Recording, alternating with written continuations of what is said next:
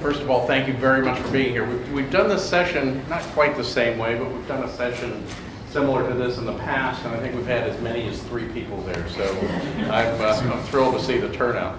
So obviously, as you saw in the program, it's about technology, right? So a lot of technology going on in the motor coach industry, in the travel industry, a lot of change that we're seeing. We see traditional bus companies and motor coach companies changing the way they operate, changing the way technology has impacted their mode of operation.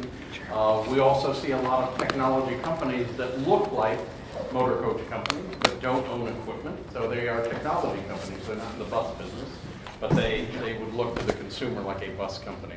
So just a lot of change going on. It's not what we have experienced for the last 4 or 5 years even, or even the last couple of years, and the change will be evolutionary.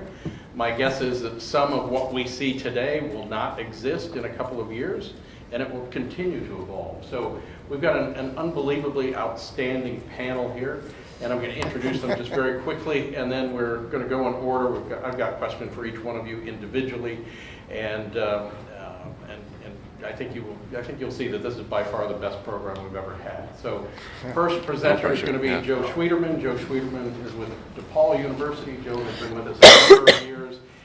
He's done a study primarily on the scheduled bus industry and looked at trends, looked at ridership, and usually unveils his study at or about the time we have Marketplace, so we're glad to have him.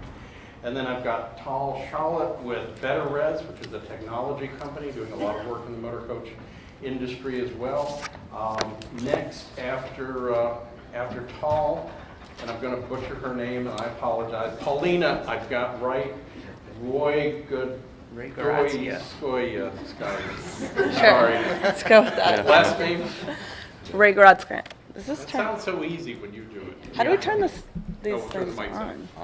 That might help. Turn on. Checking. There you go. I got it. All right, now we're good. All right. After Paulina, we've got Terry Cordell. Terry's with Transcore, another technology company. And then last, but certainly not least, Alex Berardi. Alex is with Adirondack Trailways, New York State Trailways. Alex is the only operator of the group, actually operated motor coaches, and very active on the technology committee. In fact, chairs the technology committee, which is part of the ABA board of directors. So with that, we're going to start. How many in the audience, just so the audience know, or the panelists know, how many are in the motor coach business, or actually motor coach operators? We've got kind of a good mix. We've got a motor coach association. I see Stacy in the back. Thanks for being a part of this, Stacy. People in the travel industry, travel tour industry. Other suppliers. Okay, awesome. So I'm going to start with you. Obviously, you've just come out, you've just finished your report. You're going to be unveiling it. Obviously, you've looked at in the past kind of the role of technology a little bit, but I think you've got much more focus on it this time around. So maybe you can give us an idea of what's going on and what your vision is of what's happening in the motor coach industry. Yeah, it's really was a good year. We actually had a report come out in May that was a little bit gloom and doom about fuel prices and the economy. And we noticed things really started picking up. But just a little context, I'm a professor at DePaul University, Joe Schwieterman. And I have my team here from DePaul University. You guys want to stand up and just say hello? Mallory and Emily are here. But we, academics try to find a niche that needs research attention. And we found there's not only a niche that needs attention, there's like a 5-mile gap in attention to the inner city bus industry that I'd say you could drive a truck through. Maybe you should say you can drive a bus through would be a better example.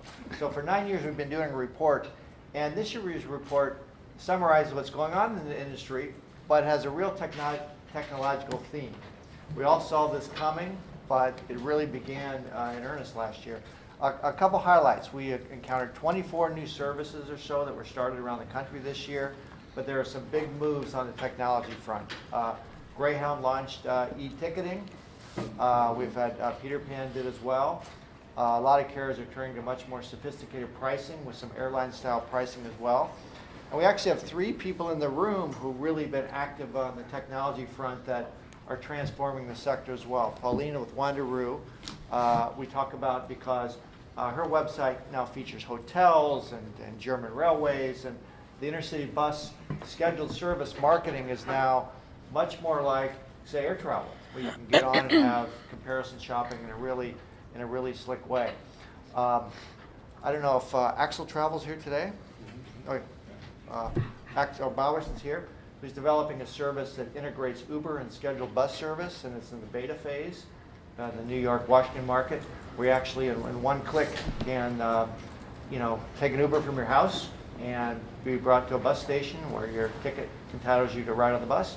We're brought to your final destination, and it's just really exciting because we all see this tidal wave of Uber and Lyft coming, and we're not quite sure if those carriers are going to get into the longer distance markets.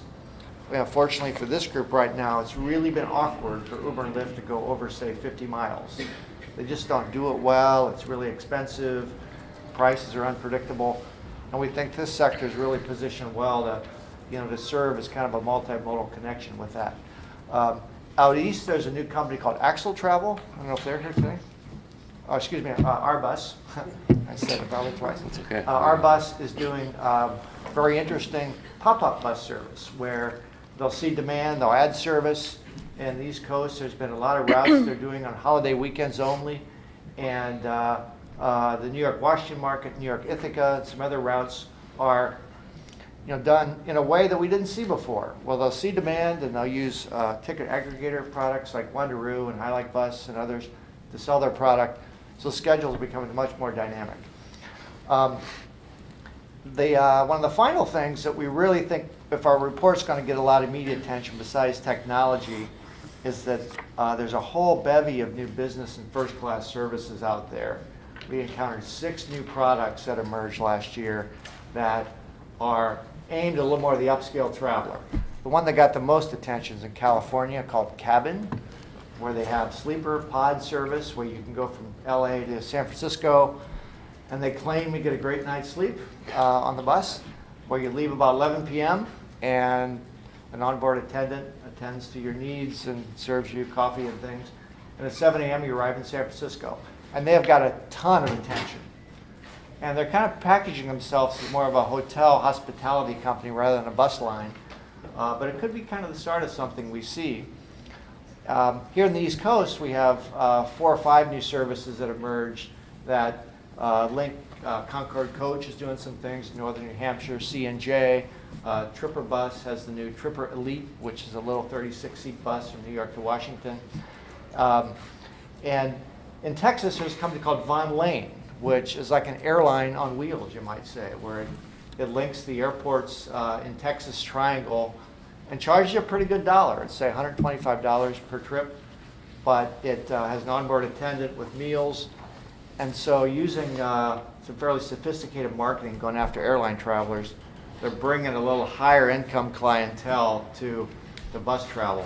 So you mix all that together, we think this year is going to be exciting because fuel prices are up a bit, the economy's doing okay, airfares have started to tick up in a pretty big way because of capacity constraints. The airlines are holding back on seats, and that's driving up fares.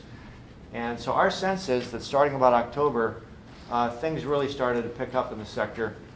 I would love to have you read our report. So if you wouldn't mind, just leave me your business card and we can send you a copy. We also have some copies of our press release here. So we're releasing a report literally when you announce the session ends. We're going to go live on our website. So Thank you, Chris. okay, thanks for the time.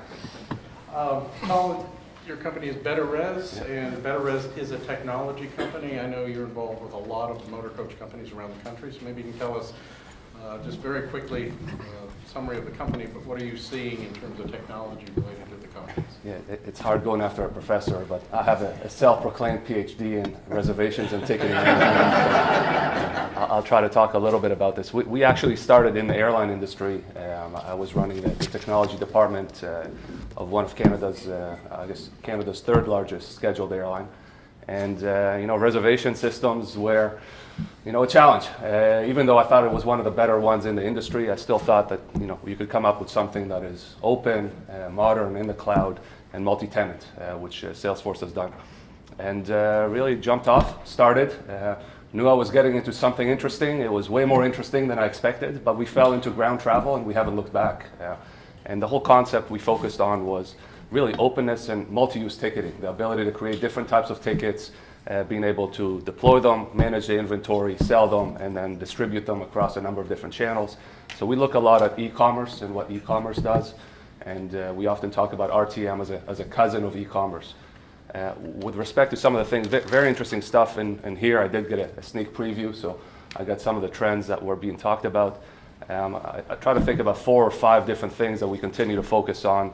You mentioned dynamic pricing. That kind of comes along in many ways with revenue management. We've had many of those elements when we started, but we realized that the industry just wasn't ready to take any of those on. They still had to deal with basic stuff like schedules. Many of them struggled to get on and use scanners on the bus, but the ability to price something at the right price, at the right time, for the right trip is something that has to change. And I think some of the bus companies, the bigger ones, are starting to do that right now, but again, it has to be democratized to smaller ones. The other one that we continue to talk about is just the openness of the system. Coming into any industry is not easy. There's a lot of legacy in there, and being able to participate in it can be challenging. We always had to find interesting ways to navigate through it, to get some niches, get some customers that didn't necessarily need to be as open. But we keep coming back to the concept of virtual interline, and we are seeing that across the entire travel industry right now. Everyone has talked about last mile and integrations. The concept of virtual interline is slightly different than the typical interline, where every operator really controls their own domain and can select to give access to anybody else. Similar to Facebook, you can add someone as a friend. Now you're connected, you can share photos. The same thing kind of applies here. You can add someone as a friend, you give them access to your routes, certain products, all products, and then you have the concept of bundling them together. So openness continues to be a big one. That also ties into open APIs, open architecture, open standards. We periodically see different operators with different interests try to open standards. I know GTFS was a big one and continues to have some success, but the focus there was more public transport. Airlines have their IATA and NDC. Trying to tie all of those things together, I think just modern web APIs is probably the solution there as well. What else? Revenue reconciliation and cash clearing kind of comes in with Interline. Everyone forgets about the fun with finance. We kind of leave that to the end. So trying to make sure that we have, again, more mechanisms to deal with those things. That comes into every operator dealing with their own domain. The openness side is also about enabling more and more small companies or entrants to the market to have a chance. Not necessarily just the ones that have managed to survive, but they're still, and including some of our competitors, some smaller companies, some companies that are coming from different regions. They should have a way to connect to the animal, and that puts pressure on everyone, including our company, to be able to do that. And then I think the final thing, and that's just in general, our view about enterprise systems, is just going away from IP in the enterprise system. So start to change the way of thinking and start believing that the IP is not in what we build, it's about how you operate your business.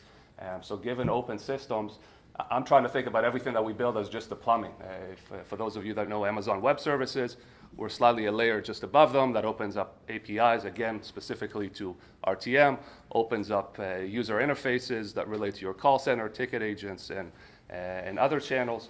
But the IP is not what we do. The IP is how you manage your revenue management, how you do your loyalty programs.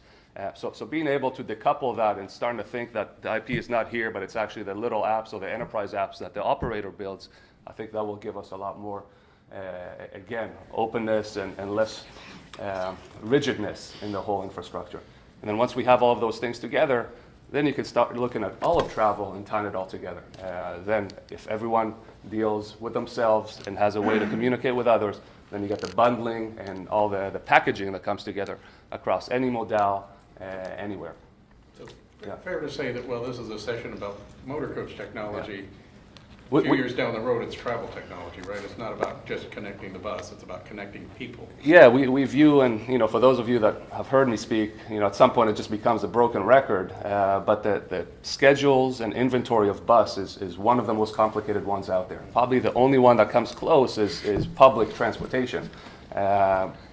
If we started with bus inventory first, I think things would have been a lot easier. We started with airlines, we kind of mapped that to trains, and then we forced it into bus, and it doesn't make sense for bus. The way it's structured is too complicated. It should have started with bus and then rolled up to airline, which is actually the simplest one. So doing that will open things up. But I think we're slowly getting there. We need some of the big players to continue to push forward and continue to open up. Yeah. Perfect. Paulina, for those of you who don't know Paulina, she's on the ABA board. She's the president of a company called Wanderu. She was listed by Inc. magazine as one of the top entrepreneurs this past year, which is a great honor, obviously. So, Paulina, you have been probably almost, I would say, in my mind, more than anybody focused on connecting the industry, right? Instead of each operator selling their tickets individually, connecting all of those systems and giving that information back to the public by having what I would call a kayak type facing site where the public can choose and find buses, where maybe it was a lot more difficult a few years ago, and certainly before you came around with your company. So maybe tell us a little bit about it. Tell us some of the trends that you see with your customer who's coming into the site. Yeah, so is this working? Yes. Okay, good. So we have a very interesting perspective on the industry because we are a marketplace for consumers that want to book travel. So people come to Wanderu, they can type in any address, city, point of interest. We find the closest station from where they're searching from and traveling to. We show them transit directions to get to and from the station. We're integrating Uber and Lyft to get them to and from the bus station as well through our mobile apps. And we make it super easy to figure out how to get exactly from point A to point B because we also route providers together that may not work together on a regular, in a regular day. And so we get to see a very interesting trend because our users are able to go anywhere within our network. We're now in 40 different countries and have over 9,000 different cities. So we really see a whole lot in terms of trends.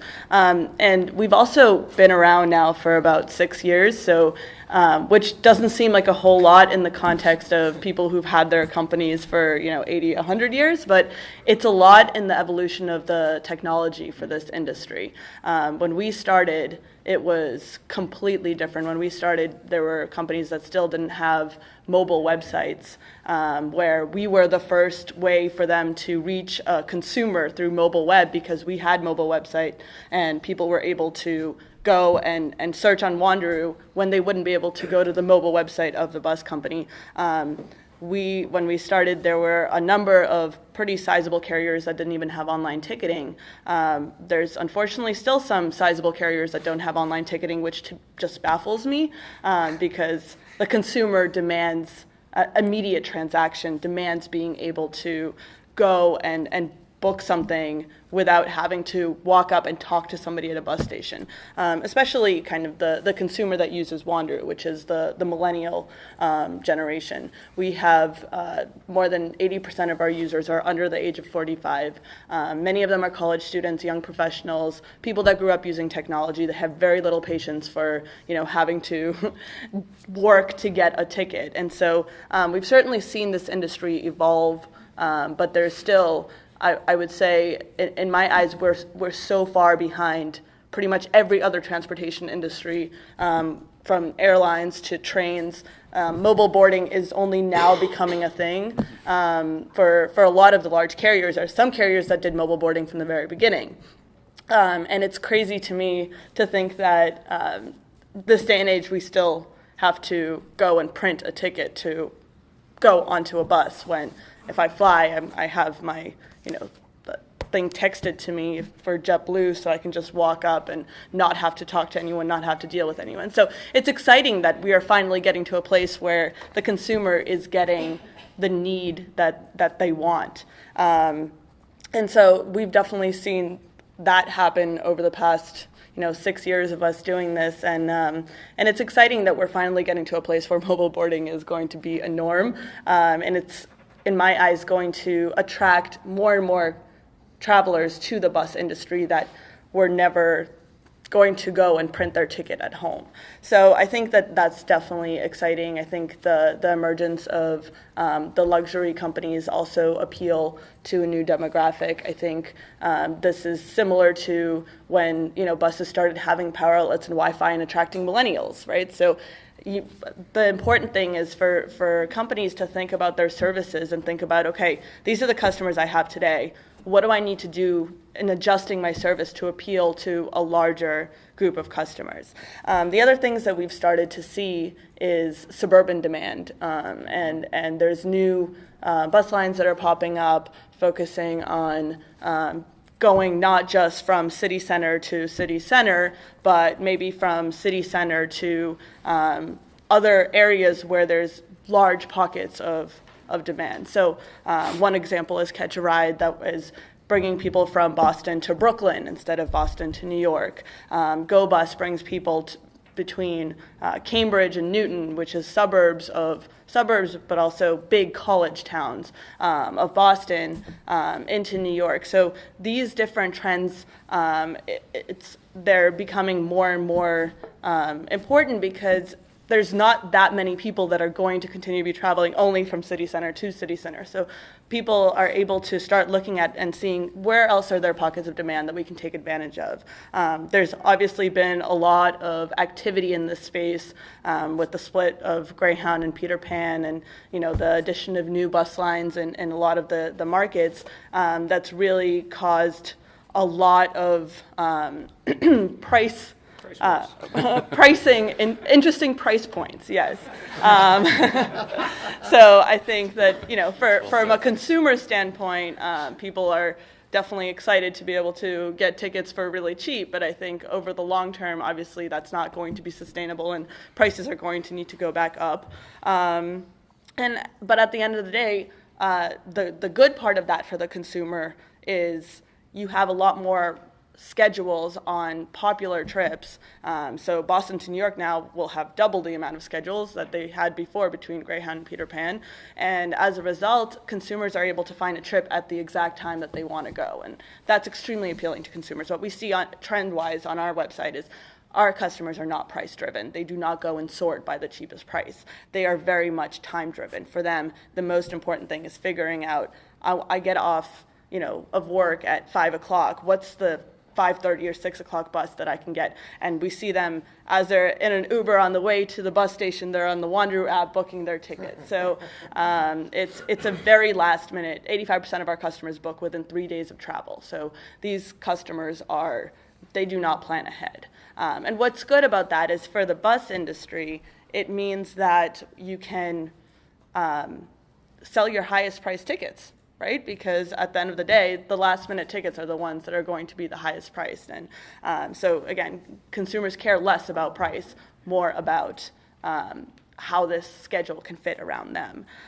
So these are some of the things that we've been seeing. The other things that we've been seeing is, bus companies are starting to get a lot smarter about their own data and using that data, and Alex can talk a bit about that, to power their own decisions. Dynamic pricing is becoming more of a norm in this industry, and we've really seen that evolve from, when we first started, it was literally the same schedule every single day for the same price, even for some of the biggest carriers, and now it's getting a lot more dynamic. So those are some of the things that we've been seeing in the industry. Thank you, Terry. Again, you have a technology company. You do a lot of work in the motor coach industry. Maybe you can give some additional insights to kind of what you're seeing and how it's evolving. Sure. So again, my name is Terry Cordell. I'm with TransCore Data Services, or TDS, and we're a technology provider for the industry. We've been in the industry since the early 70s. Our company actually started out as a bus agent. So we've seen this industry evolve over 40 plus years from pretty much every different angle as we've transitioned ourselves and watched the industry change. There's been a couple of kind of key things that we've noticed kind of across the board, and to kind of reiterate everything that I've heard so far today, I couldn't agree more with everything I've heard so far. At the end of the day, we're one industry kind of looking out, and it's really about how do we make the bus experience better, how do we get more people riding the bus, how do we strengthen this infrastructure. And then once we've accomplished that goal, it's these kind of inner industry competitive forces that kind of take over. But if we lose sight of the initial goal, then what we do is we kind of cannibalize each other and beat each other up, and price wars are a great example of how we kind of hurt ourselves in the process while maybe not doing the right thing for for the overall customer when it comes to the experience, although maybe they got a better price very quickly. So what we look at is we're kind of looking at some trends that have been coming our direction. An important trend that's been coming our direction has been this concept of being a strong independent carrier versus being a strong network partner. And really in the past, you kind of had to pick one or the other. You could either be a strong interline partner, and then that would limit some of your individual opportunities, or you'd be a strong individual partner, and then that would kind of limit what you could do on the interline side. We put a lot of attention, I mean all of us have, in lowering these barriers, and now we're getting a lot of acceptance from carriers that believe that, and they believe it because the technology is in place to support it, whereas in the past, maybe that technology stack didn't exist. So now that carriers are believing that, they're acting towards it, and they're expanding their own operations in manners that perhaps a couple of years ago would not be available. Along with that comes really the trend of how they're using their technology now overall, from our view at least. Again, if we just go back even a few years, there were a lot of carriers that were really focused on what I would call more novelty technology. Carrier A saw Carrier B doing something, so we're going to do that. We don't really understand the value of it. We don't really care. We're not really investing in it, but from the outside looking in, there's a perceived value, and it never really trickles through the organization. Very difficult to really get to the bottom of what was there a value achieved with the spend, and most of those projects kind of come and go, and kind of gave some technology a bad name when you'd come in with good ideas, perhaps. What we're seeing now in a trend that started a couple of years ago but really accelerated this past year was a focus towards the maximum utility of the technology. And that takes it out of this novelty world and moves it a little bit deeper into the organization and kind of flows from point of sale, whether it's websites, mobile, kiosk, counter, and carries it through the process, through drivers, the way they're interacting with customers, through operations and dispatch, through revenue reporting on the back end. But kind of tying all these things together, and of course the ELD mandate kind of threw a wrinkle in this for a lot of carriers, that was another opportunity for bolt-on type technology that may not create the utility. But kind of taking this across the board approach that carriers have been seeing, they've been able to strengthen themselves internally with technology where maybe the view from the inside looking out is very different than what you see from the outside looking in. Now that flow of data is allowing carriers to make better decisions, and we're already seeing that hit the field where where companies are deciding where they want to expand, who they want to partner with. I mean, these things are flowing through appropriately. And the last trend that we're really seeing a lot of is this kind of business first attitude, and where does technology fit within the hierarchy of what all we're doing. It's very easy to come in with new technology and have it try to lead the business one direction. And a lot of that has happened over the years, and maybe there's been some stalemates and lack of progress. From our perspective, when we're working with operators and we get a good handle on what they're really trying to achieve, the goal of technology becomes to meet those standards and achieve those goals, as opposed to kind of dictating what goals might be available to them on the other side. And that's the difference of walking into a room, understanding where the carrier wants to go and helping facilitate it, versus walking in a room and saying, you've got this, whether you like it or not, this, whether you care or not, and this that you don't care about at all, but this other stuff, just don't worry about it, it's not that important. It's kind of changed the structure when we're coming up with like what are the next steps and where are we going. Those attitudes have changed that quite a bit, and we've already seen that in the report that Joe released or is getting ready to release. There's a lot of activity that's happening in there, whether it's crossing international borders, realigning schedules in the Northeast, crowdsourced type, on-demand routing, integration with rail and transit. Where we've been involved in these things, it hasn't been necessarily because we walked in and said, you want to work with rail, for example. It's because the business leaders came and found a business opportunity, and then we found a way to make it happen. So having that kind of shift in the model has been very successful in allowing the industry to move forward. I believe as we go forward in 2018, we're going to see a lot more headlines that come out, and maybe they're not as flashy as technology plays type headlines. They're going to see more business announcements, business alliances, expansion of service and things like that. That's all being facilitated by this new view towards the use of technology underneath. So we have heard so far from one professor and 3 technology gurus about how the bus industry works. And now maybe we ask somebody who's actually in the bus industry. Alex, you've been obviously involved in a lot of these discussions at different levels, but especially within your own company about how you move the company and how you move it from a paper type product to a paperless product, and because of the market you operate in the Northeast, you've got also a lot of competition, a lot of different things going on. And so maybe you can tell us how technology is changing at your company from an operator's perspective and what it means going forward. Sure. This is quite a group to follow. And I've had the pleasure of working with most everybody here. And well, technology's ripped us up from the inside out. And we're over a 90-year-old company. And when Terry described it so well, it starts with how are you ticketing? How are they handing the ticket to the customer? How does that end up in your back office? How are we doing the accounting for that? Where does that end up? It's a whole new ecosystem, and some people can follow it.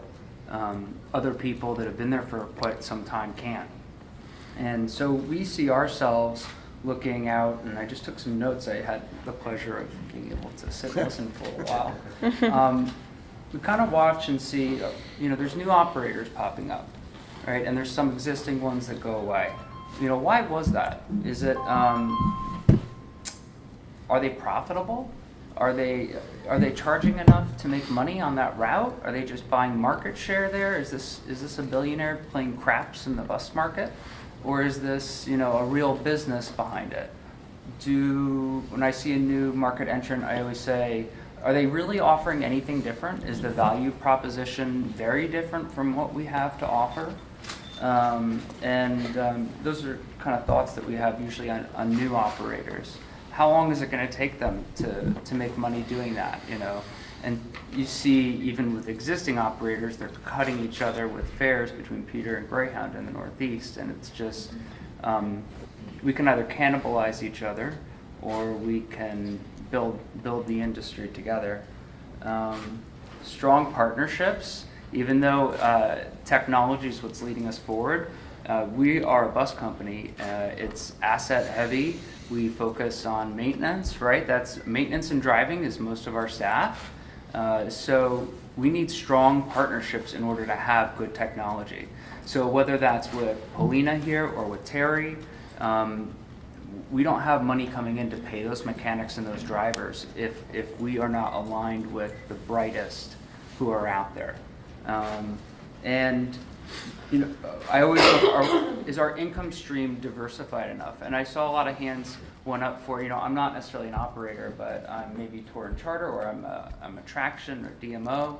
And one thing recently we've been doing is we're 5% charter and about 95% line run in New York.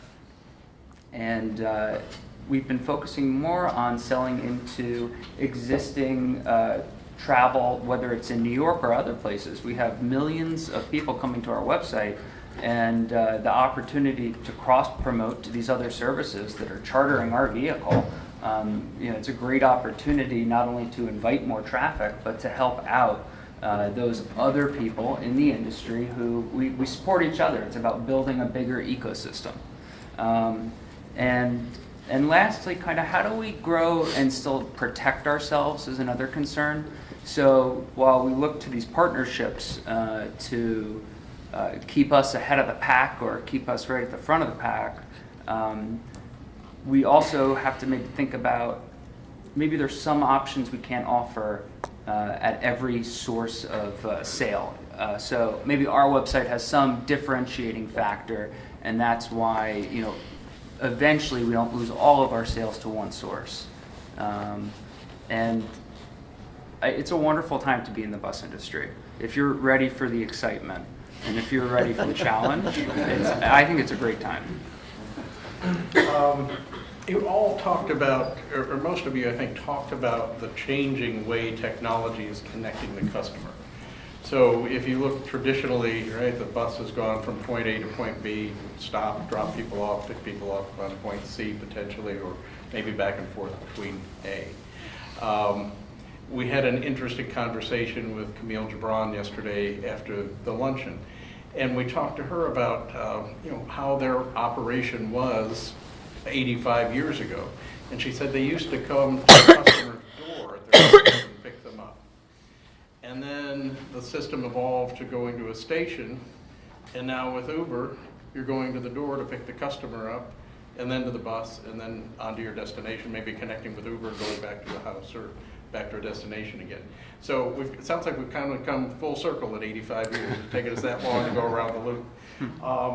One of the questions I would ask, kind of given the way connections are working and given the focus here of travel and tourism as well, is what's the impact, because of technology, on the scheduled industry in particular? What's the impact on the charter and tour business? Because the challenge has always been, if I want to go from New York and come up to Poughkeepsie or see a tourist attraction in the region, I had to get on a tour typically that was going there. But now I don't have to do that necessarily, right? I can get on a scheduled bus and I can connect with Uber at the back end. Or through crowdsourcing, if there's an event going on, I use Rally or I use some other company who says, hey, there's an event going on in Poughkeepsie. I'm going to put a group together. There's a group that wants to go there. I'm just going to advertise it online. I'm going to charter somebody's bus and I'm going to get people there. So it's not the traditional tour product, but at the end of the day, it's bringing a lot of tourists to a destination. So anybody want to talk about how you think that what we're doing here, what we're talking about, will impact or evolve into more of a tour product and maybe in some ways replace some of the charter tour product that's out there? Go ahead, Alex. Yes, as a Trailways carrier who doesn't do that much tour and charter, we've partnered with a company called Source Adventures out of New York City.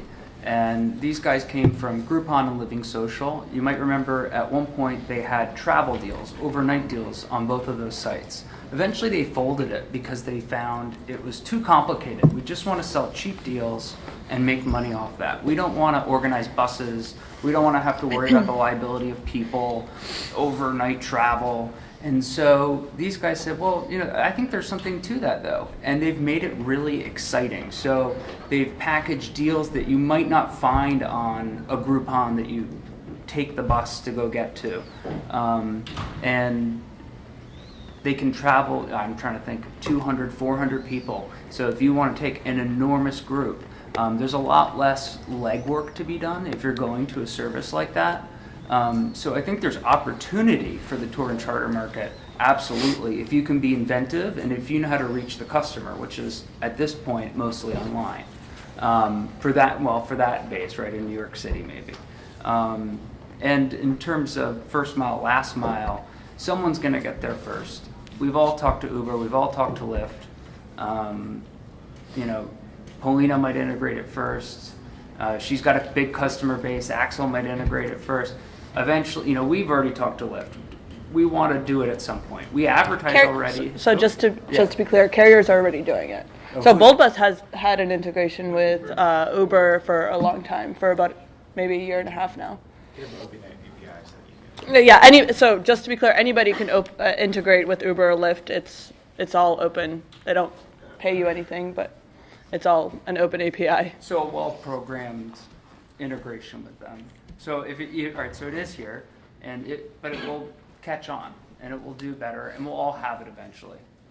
So just to pick up on what you said, and for the audience out here, especially those who are in the travel and tour side, I think the message is pretty clear, right? If you're not working with these companies or some of the scheduled service industry from a tour and travel standpoint in terms of attracting customers to your destination, your hotel, your attractions, you better be doing it because that's the way it's moving. Don't give up what you're doing, but understand there's another vehicle, literally vehicle, but another chain of way to get people to your destination. You don't need to discount yourself out to be popular.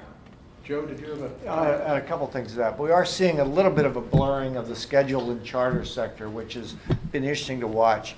I think it was the Women's March last year in 2017 where Rally and Skedaddle and a lot of other companies just soaked up charter buses to serve the march. I didn't hear as much about it this year, but I think it continued.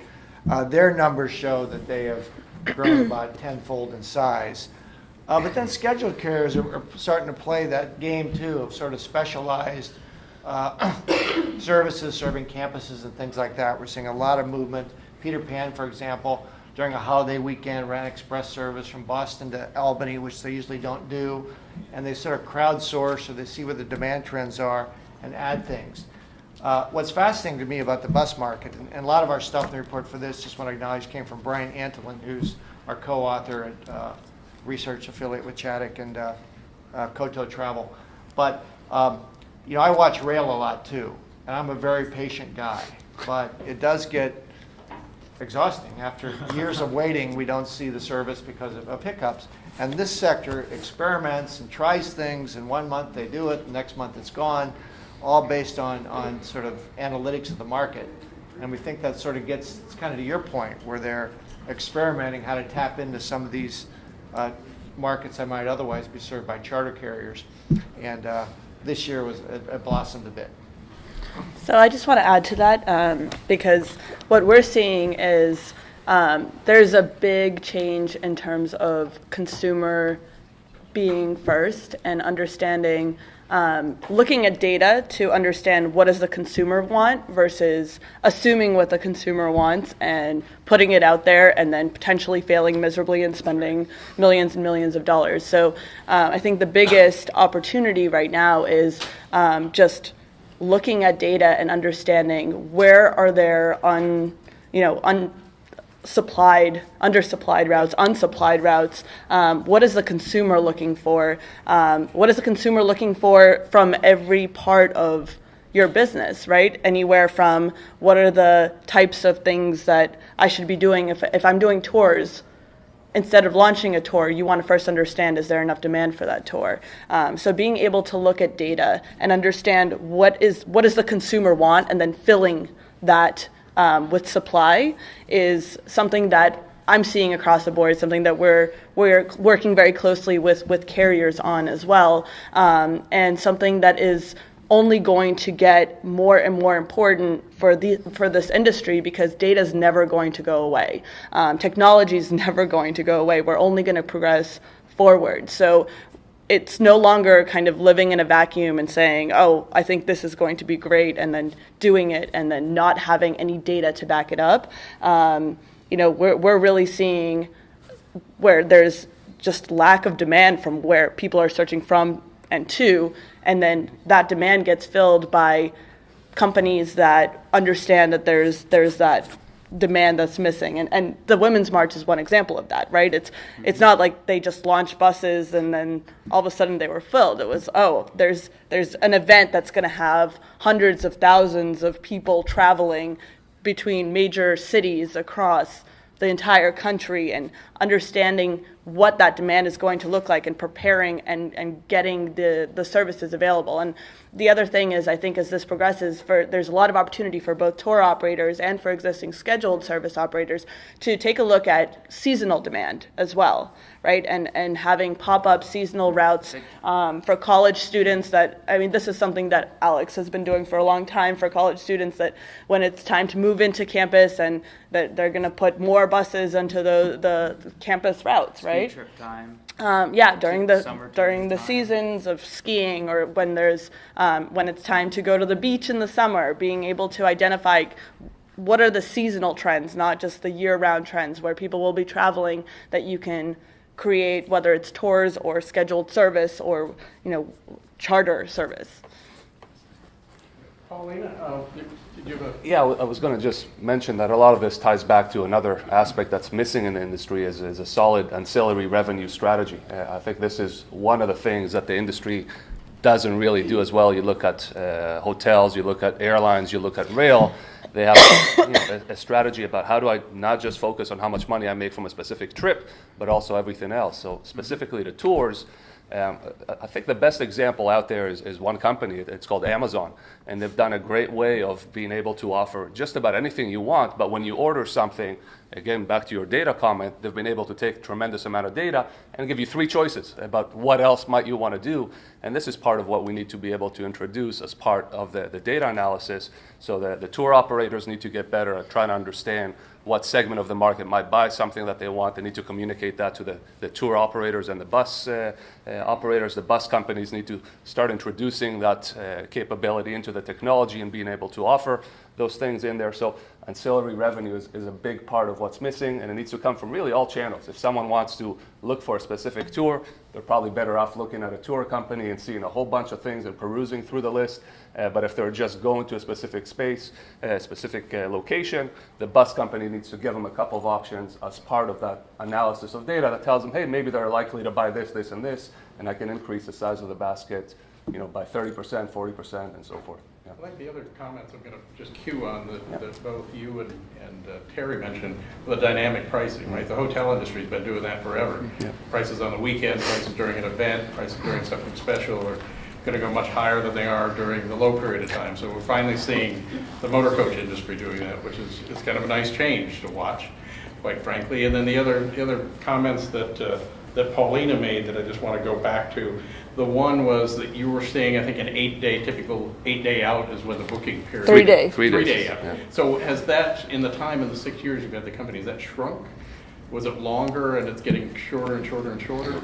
I think if anything, yeah, it's definitely getting shorter for us. So 3 days is like 80+% of tickets, right? But day of, it's more than 50% of the tickets. So day of is, and actually we mapped this out, just visualized it. Again, data's fun, guys. We took all of our data and we created this beautiful map of when everybody is booking, and you just see this graph. And we made it colored too, so it's like really intense. And within just the last couple hours is where you see like from a heat map standpoint, that's where it's like really red. So that's when people are booking. So it's a very last minute kind of mentality, especially our demographic, which is kind of the younger, tech savvy. They know that there's going to be something available. I mean, of course, there's times like the holidays and Thanksgiving where you see a different type of trend. But we do a lot of data posts in the industry just for fun. One, to get more marketing to the industry, and we share this with media, and the media eats it up. But we actually did a data post for the Women's March because it was mentioned, and we were able to look at all of our data, and we helped reporters that reached out to us and wanted to know, like, what does the demand look like. We actually dug into our data, and we were able to see kind of the growth year over year, and how much like growth was attributed directly to the Women's March for that particular time period. And being able to kind of dig in and look at that data is definitely very exciting. I think that's a key trend for everybody in this room to understand how short that booking window is, right? So it doesn't matter if you're scheduled service or any other kind of travel. That's the way the traveler is moving today. Last minute, whatever last minute means to them, it might mean a month out, it might mean a day out, it might mean 3 days out. But so when you're talking to your customers or people that you're working with, you got to think about how tight you can make that window and what opportunities you have to shrink the window for them. So with that, I am going to open it up to questions from the audience. We've got about 10 minutes left in the program, so questions. I know, Brian, you had your hand up, so we'll go to you first. Actually, it was just to comment on the question you asked about how does this relate to tour operators and attractions. Schedule. So what they mentioned in terms of people who ride in scheduled service, that translates into what you call FITs. Can you come up with another group that or another venue where you get 100% turnover every day of different people coming to a destination? That's what scheduled service brings. And it's something that you're not really, at least in most cases, I'm a tour operator too, so I know this as well, that you're not really marketing to, and they don't see any of the stuff you put in the magazines because they don't read them, because they don't take group tours. So that's just something to keep in mind. And also for tour operators who don't own equipment, scheduled service, most of the established carriers run every day and probably pass through some of your hot pickup points where there are people. So why not try to partner on their downtime when scheduled carriers know that they don't have many people, and run a small tour that you couldn't afford to rent a vehicle for. So those are different opportunities. Also on the charter side, pop-up services is not a fad. This is part of your future. You don't have to put in thousands and even millions of dollars to run a scheduled route every day. You can run Thanksgiving. You can run high periods that you have traditionally low demand, or you would farm out to, you'd be a farm out person for Greyhound and make more money and establish your customer base and grow it. So those are the different opportunities. I know that there are a lot of different interests here. So those are the different opportunities that are available with looking into and partnering with scheduled services. Thanks, Brian. Other questions? We've got such a packed group, I can't believe there's not one question. I want to add a comment about what you said about last minute. We looked at air travel, and it's just the opposite. Any time inside of 14 days is punishing. You got, any little change, it may cost you $250.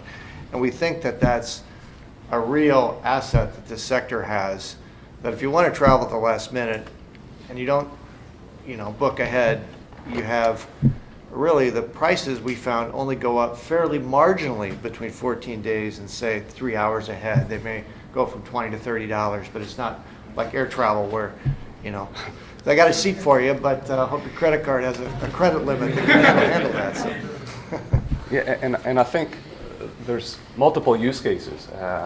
Some of the bus operators actually behave like public transport operators, where it's really about the commute on a daily basis. So I think if you deal with that aspect like a public operator, you can continue to deal with that booking curve within 3 days. If you look at the rest of your business or different parts of your business, especially when you start considering intermodal partnerships, by partnering with those guys, you get the consumer market to start planning well in advance.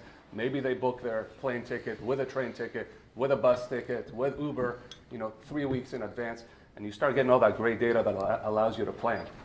Because really, it's a blessing. Yes, we offer a great service to the market, but we take a beating because we're not able to plan, and that really hurts the whole market, and it actually hurts the consumer at the end because we're not able to do that. So I think if you start breaking some parts of your business slightly differently and treating them differently, I think you'll be able to get some of the booking curve changes well in advance, so it gives you more planning capabilities there as well. When you all talk about technology, you talk in some ways, and especially with TransCore and Betterez, you talk about internal systems as well, making the company better, stronger, et cetera. But at the end of the day, all of it's about the consumer, right? It's all about ease of access by the consumer, making the consumer the one who wins in this whole process. The customer experience, for sure. And actually, you're now starting to see public transit companies looking at dynamic pricing and changing the pricing to accommodate peak demands. If someone's going to travel during rush hour, maybe they'll pay. And again, the standard deviation maybe changes. It's not the same as airlines. The net amount is not as significant, but starting to squeeze a little bit more and trying to drive that demand to less peak times.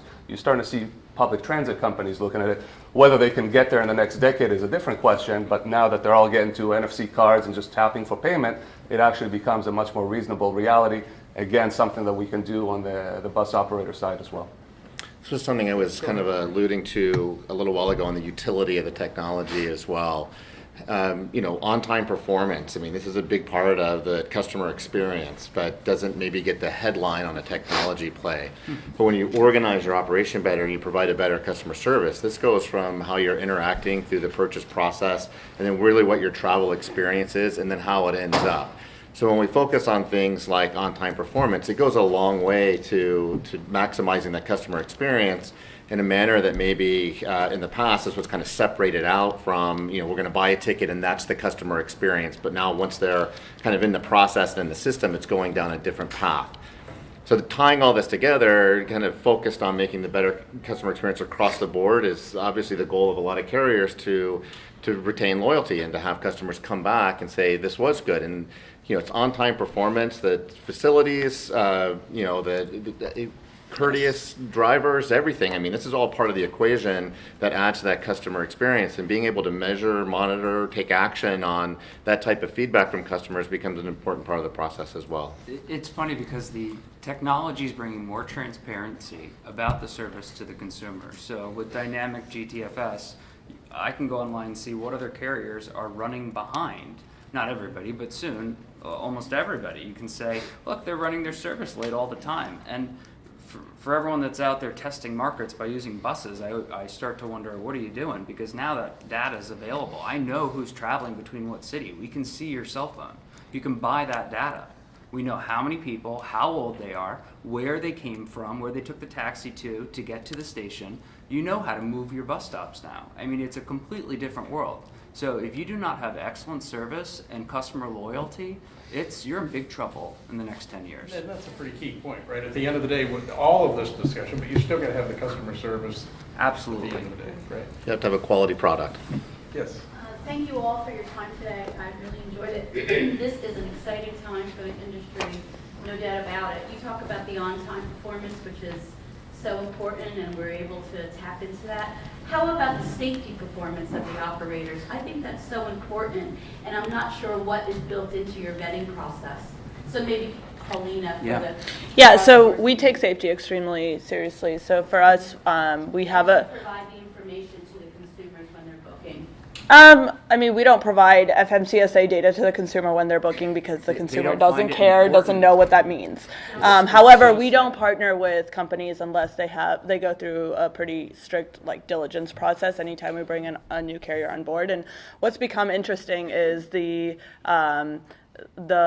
new types of services where you have the brand, but somebody else is operating the buses. So you can't just look up a DOT number, right? And so with those, we require every single company that operates the service for them, we go and do diligence on the charter companies that do that service, right? So it becomes a little bit more complicated as you get, and the same thing happens with during peak holiday times, right? So Greyhound may hire charter companies, and we just have to trust that Greyhound picks a charter company that is safe, right? And so it becomes very complex, but we do have a very stringent kind of diligence process, and it's a mix between reviewing the FMCSA data and also looking at customer reviews. Also, for new carriers that launch on Wanderu, we do a survey to customers, and we just reach out to, say, the first 100 customers that took a ride on their bus, and we say, hey,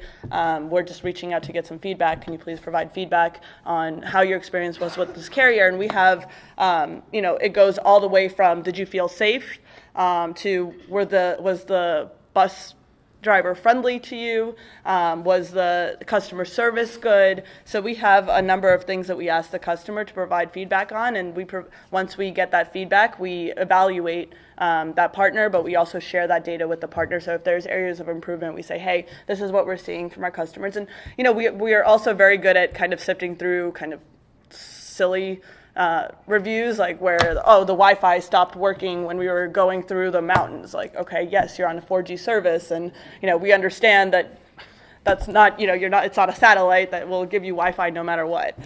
So we kind of look at it did the customer feel safe on that bus trip, whether it's other passengers or whether it's the way that the bus driver is driving that bus. Did the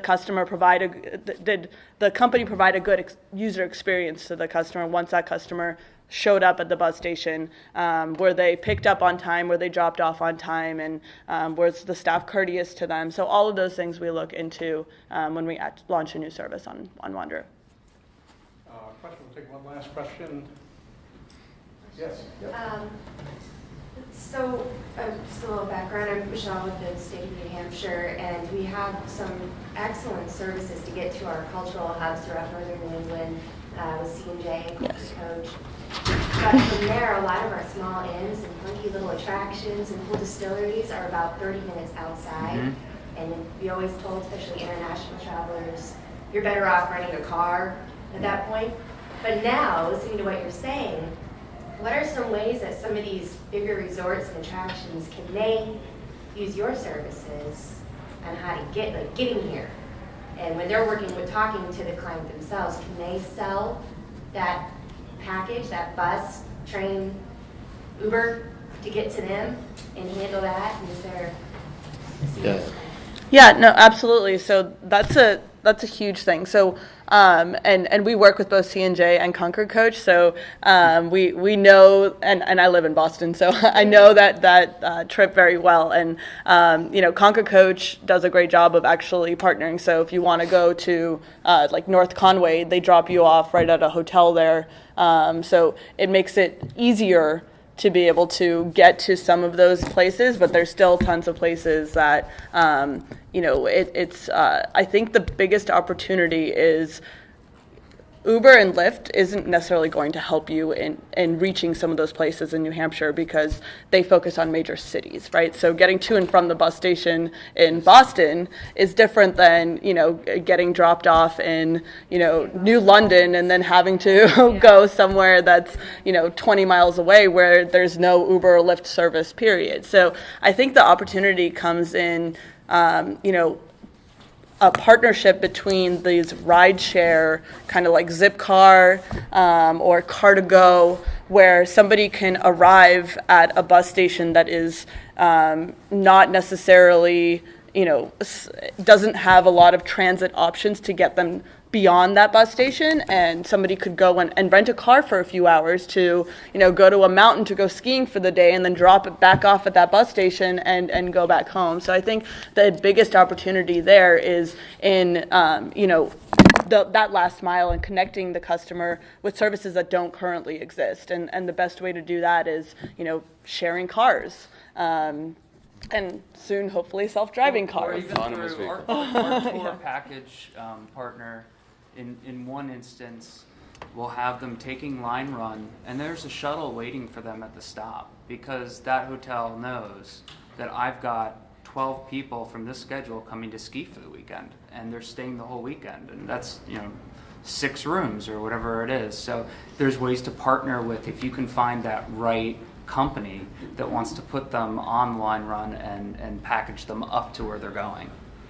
What I'd suggest, by the way, is that it's never been easier to try these types of relationships. Yeah. That, in the past, this kind of falls back into this traditional service versus non-traditional model. And ultimately, if a non-traditional model gets traction and becomes more, more sustainable, it becomes traditional type service. And where you're identifying trends like that and opportunities like that, it's about business partners wanting to close the gaps. The technology is here now to support those relationships, to provide the type of feedback and integration fast enough they can decide if it's working or not.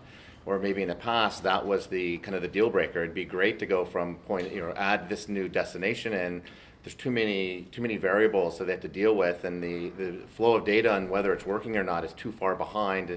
The ability to market it is too slow. All of that's kind of behind us now. So it's really back up to the carriers, the destination points to say we want to try these things. The technology is there now to make that happen fast and easy. You can put those on their websites, like Absolutely. ABC Hotel can say, get in here. Purchase the On package. their site. Purchase the weekend package from Correct. Boston. They can take all of that.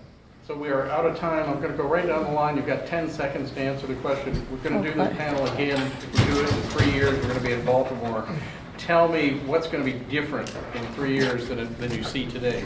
10 seconds. I wish I didn't have to go first. I would say the dynamic nature of scheduling is what we're going to see a lot more of. And you mentioned, your idea of stops at tourist destinations. And I think the airlines are starting to do that. Every day is a different schedule depending on demand. And we'll probably see more of that with new pop-up stops as well.